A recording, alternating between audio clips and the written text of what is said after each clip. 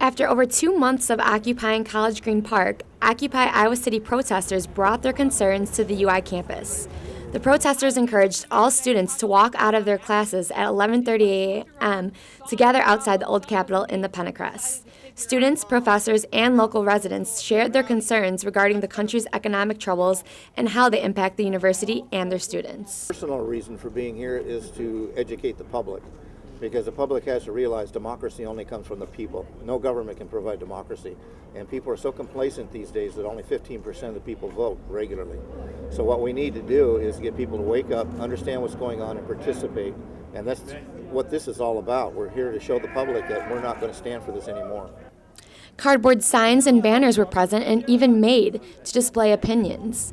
By noon, more than 20 occupiers had arrived, which maintained a group of 20 students as well.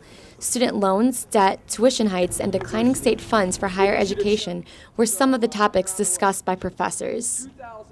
The University of Iowa actually gets less money now from the state than it did in 1998. Occupiers plan to meet again with students on campus to further spread their message to the University of Iowa.